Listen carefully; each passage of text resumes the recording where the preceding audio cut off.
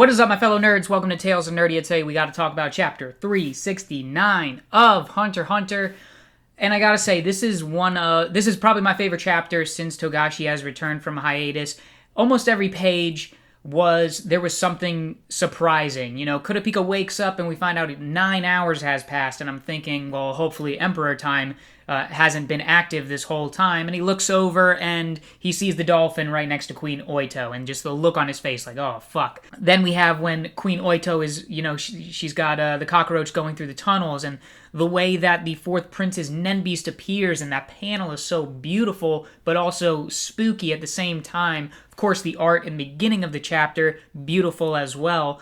And then we have the reveal that Kurapika is able to kind of do this Nen baptism with his ability. With Steel Chain and Stealth Dolphin, he awakens someone's latent Nen abilities. And then towards the end of the chapter, we get to see, there's a small time skip because Kurapika was passed out. And then a few hours pass and we jump to his training of the bodyguards. All of them have shown up. We get to see the motivations of the different princes, which was promised in the last chapter at the very end of it.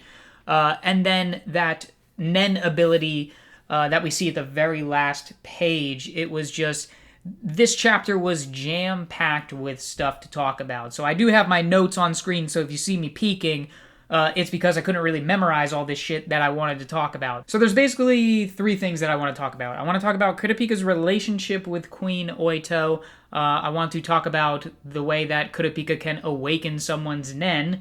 And, of course, the different motivations of the princes, as well as that Nen creature, that thing we see in the last page. So, but before I get into that, I do want to recommend, like, if you're enjoying... I've mentioned how this arc has given me, like, Game of Thrones feels. If you specifically enjoyed this chapter and are interested in what's going to happen in this room and the different motivations of the princes, I want to suggest a manga called Liar Game. I'll leave a link in the description below, but, you know, maybe check that out. Anyways, moving on. So Kurapika has lost, because he was asleep for 9 hours, and then the 3 hours that he was awake using this ability, that's 12 hours, so he's lost approximately 5 years off his life. I was surprised that he wanted Queen Oito to continue using Stealth Dolphin, continue using Little Eye, and not just, like, immediately tell her. Because of his face, he was shocked that, you know, it was still active and that she had, you know, passed out along with him.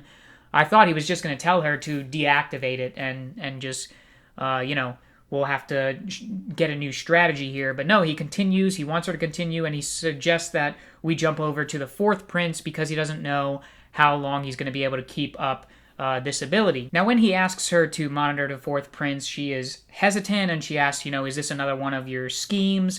Because she knows that he wants to get close to the fourth prince. They made that deal when he said he would protect Prince Wobble, and he let her know what his true motivations are. So she asks, you know, is this another one of your schemes? And that bounces us back to the last chapter. Now, you know, she was pretty savage in the last chapter. When she continued, after Momose's death, and she continued monitoring with the cockroach and going to monitor the other princes, you know, she told Kurapika, like, I'm not doing this for you. I'm doing it for Prince Wobble. Well, actually, that was the Viz translation. In the fan translation, it was more of like, I don't care about you. I'm not doing this for you at all. I don't care how you feel. And so it was a little more, ruthless. That's a strong word. You know, it came off a lot ruder, I guess. And so in the Viz translation, she's not as direct, not as rude. But their relationship is still a bit rocky, is the point that I'm getting at here. When Kurapika first used Stealth Dolphin on her, right before he did that, he asks her, do you trust me?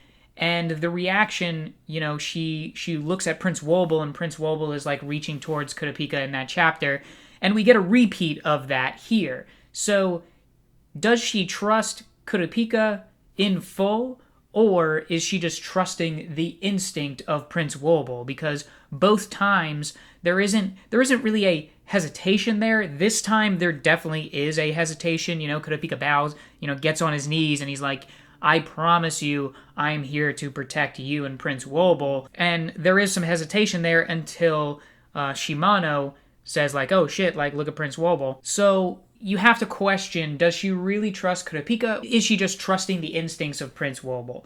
So their relationship is a bit questionable. They are very opposite of each other. As I mentioned before, Queen Oito is very emotionally driven, and Kurapika is very, he schemes and he is plotting, and he was always, he's just a very logical person, and not, he does have his moments where he acts upon emotion.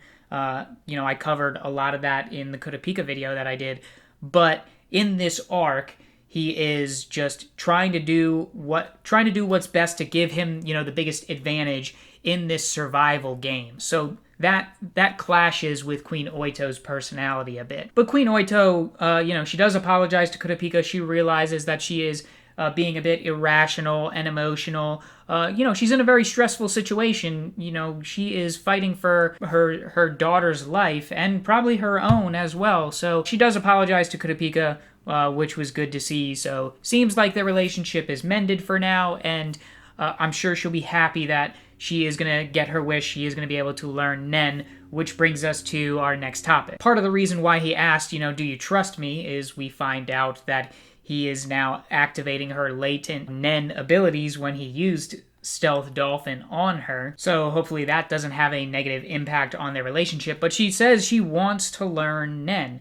And I was surprised by that as well. But it makes sense. And, we've been thinking about the past several chapters, so we've covered their relationship, so now this is like topic number 2 here, and that is the impact that this revelation that Kurapika can, kind of baptize people, do like the Nen baptism, in a different way than Wing-san does. So now there's kind of 3 different ways for someone to open their aura nodes. There's the way that Zushi did through meditation and concentration, taking his time. There is the Nen baptism that Wing-san did, where he just pretty much hits them with his aura. Kurapika is pretty much doing the same thing, but it seems different because, Queen Oito, there wasn't an immediacy of, Queen Oito, I need you to understand how Ten works, and I need you to control your Nen. There isn't that urgency there. So that leaves the question up in the air of how much does she know, and how much is she unconsciously controlling her Nen already? Because if he awakened her aura nodes, then her Ten should be rushing out, and he should be telling her to try and control that, but he isn't. So there is a difference here between Kurapika's ability and, say, what Wing-san did. Kurapika actually let them use Nen by giving them an ability. So they gain more experience in Kurapika's kind of Nen baptism.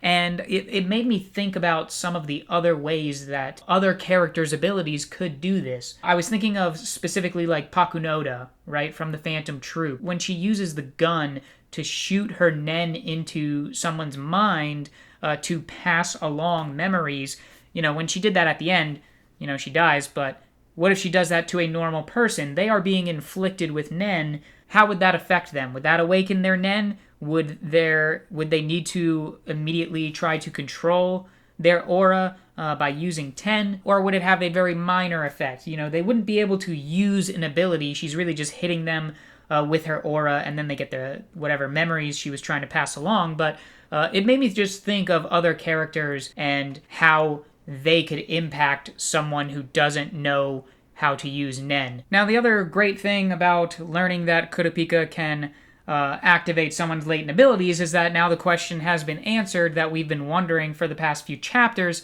of how Kurapika is going to teach these bodyguards Nen within a 2-week period. It just didn't make sense, and it seemed like Togashi was completely changing the rules of how Nen works. And, I mean, he is definitely messing with the rules, and I think he's doing it very carefully, and I actually am enjoying the evolution of Nen here, and the way that he's changing the mechanics. I'm enjoying that. But now we know why Kurapika said that he can teach these guys the basics of Nen within a 2-week period, because he's going to use the stealth chain, and he's going to use the steel chain and stealth chain to give them a temporary ability to activate their Nen. And I'm pretty sure that's the catalyst there. They probably have to use an ability, which could be dangerous. So this poses some issues for Kurapika. So right now, Kurapika does have an ability in the steel chain, and it was the guy who attacked them, the first guard that Benjamin sent to their room, that ended up attacking them with like that air blow move or something like that. So he has that ability in the steel chain. So to start the training with these bodyguards, he would pass that along to one person, but I believe they would have to use it. The stealth dolphin isn't going to go away until they use it, and I don't think that their Nen will be awakened unless they actually use the ability. So what if one of them decides not to use the ability, or the conditions are too strict and they can't use the ability right away? Kurapika is going to be in danger because he's once again going to be using Emperor time during this training. It's going to be a sticky situation, but we could speculate a little bit, but we've been trying to do that. I've been trying to do that with how is Kurapika going to teach them Nen within a 2-week period, and we finally got the answer to that. And that's also why I don't want to speculate too much about Queen Oito right now, and is her Nen leaking out right now? How is she controlling it? Does she automatically learn 10? I have a feeling we're going to find out more details about how that works in the coming chapters when Kurapika is actually training the bodyguards.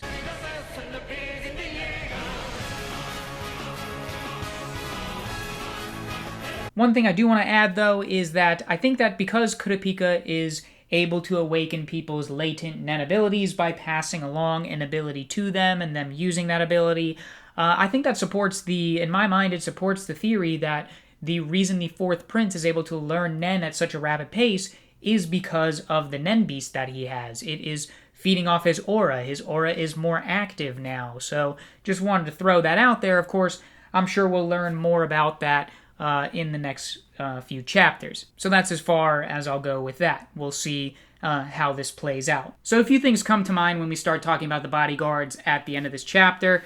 And the first thing I need to address is the fact that Sali Sali's name is translated differently in this chapter. I'm not going to speculate on that. I don't know if it's intentional. I don't know if this was a mistake on the fan translation, and I don't want to go into too much detail about that. I don't want to go off on some crazy tangent and some theory about why that name is different, because I don't know if it's a mistake or not. But I thought that was very strange, and I gotta wait for the Viz translation on that, or a different fan translation. So we'll see what the heck is up with that. I don't really know. I haven't seen any explanation of it. Went on Reddit, saw a few people mentioned it, but no one really had an explanation, and I didn't create a topic or anything asking is this the correct translation? So whatever, we're going to put that aside.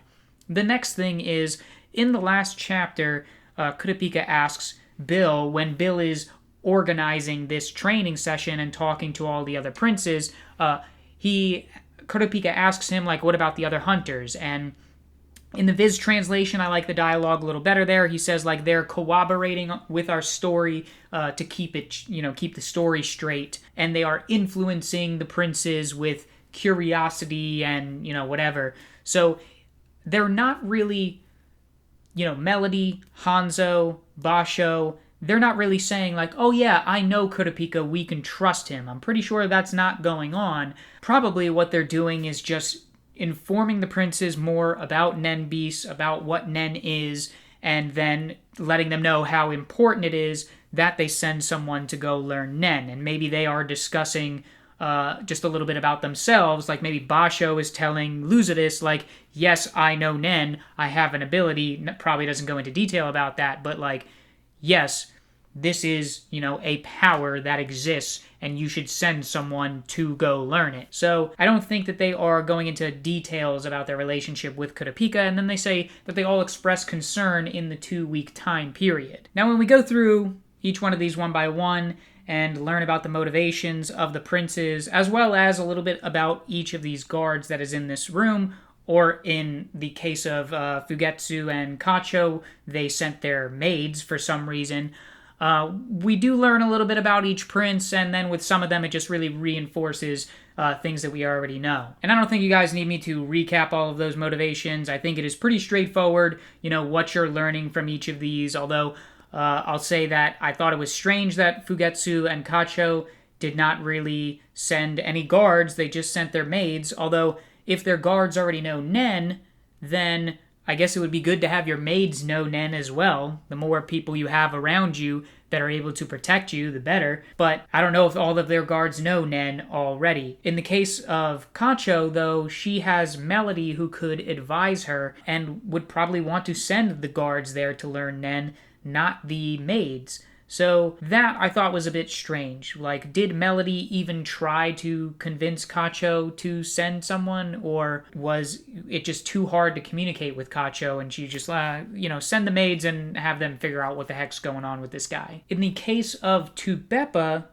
I thought the dialogue around him was pretty interesting. He says we must have him as an ally, even if that means bringing in the prince as well. So this could be to Kurapika's advantage to get in close with Tubepa, especially because it can help him with his own mission of getting close with the fourth prince, because Tubepa does want to meet up with the fourth prince at the next ceremony, at the next banquet, because he kind of has an alliance with the fourth prince. The fourth prince just really went along with it, it seems.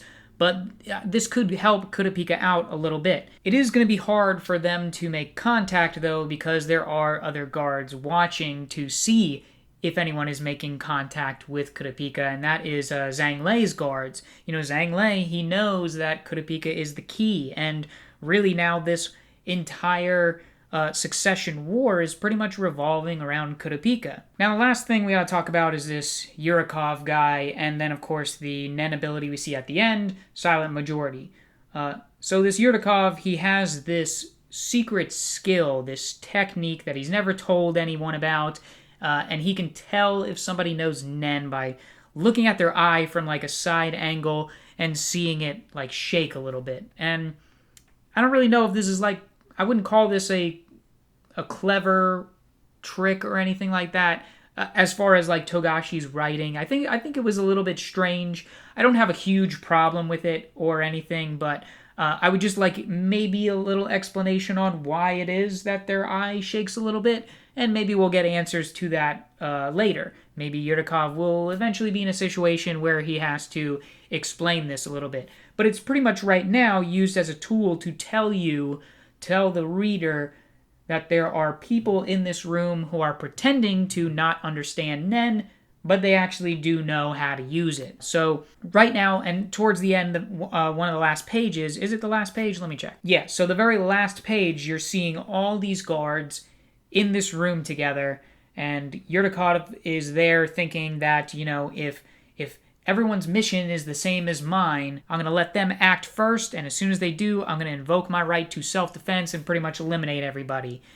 And then you see the thought bubble there. I'm looking at it right now. He says, I'm ready whenever you are. Come and get it. Next panel we see is the ability, and it's behind him to his left, and this creature there appears and is saying that's probably what he's thinking. So this isn't his ability. Seems like it's someone else's ability observing him right now off to the side. Or it may not even be someone's ability. This could be a person somehow hiding themselves with Nen. I'm not really sure, and it is pretty much impossible to predict whose ability this is, but based on the dialogue, it does not seem to be Yurikov's ability. One little neat thing was in the translator's note. It says that this ability is called Silent Majority, but it is written as They Were 11, the name of a famous manga. So I did find that manga on my animelist.net. I'll leave a link in the description below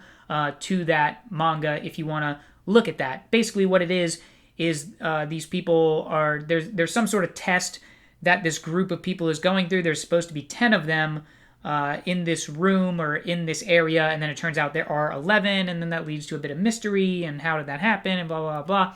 I didn't look too far into it. One thing that when I did look into it a little bit further, was just the theme of like the movie or the game Clue, where you have a lot of people in a room and all of a sudden, one of them is murdered, and now it is, a case of who done it, who is the murderer in this room, and everyone is accusing each other. I don't know if that is the story of this manga. It's just something I stumbled upon while trying to look into this manga a little bit more. But really, when you think about it, it seems like some shit is going to go down, because there are guards here who seem to be more interested in getting rid of other guards, in getting rid of other princes, than actually learning Nen. Like the fourth prince said, if you can't learn Nen in 2 weeks, you can kill them all. And one of his guards is talking to the other one and says, like, you better not learn Nen on purpose so you can kill everybody. And, that guy's got like a big smirk on his face, like he looks twisted. So having all these guards in this room is just such a dangerous situation, and I don't really know if we're going to actually get to see the time span, this 2-week training, or if once it starts, something bad's going to happen, especially with this silent majority in this room. Like, is nobody in this room using Gyo? Is that not a precaution that Kurapika wants to take when letting all of these guards into this room? Is Yurikov not using it? The thing is behind him, but is he not sensing it at all, that this ability or this person is active and using Nen behind him? It's a crazy situation. This whole chapter was nuts.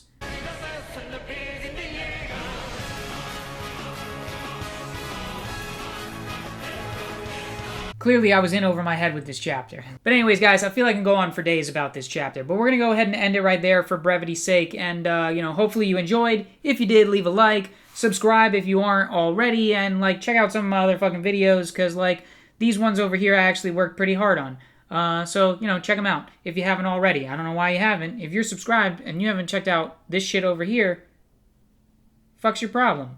Anyways, thanks for watching, guys. I'll see you very soon. Bye.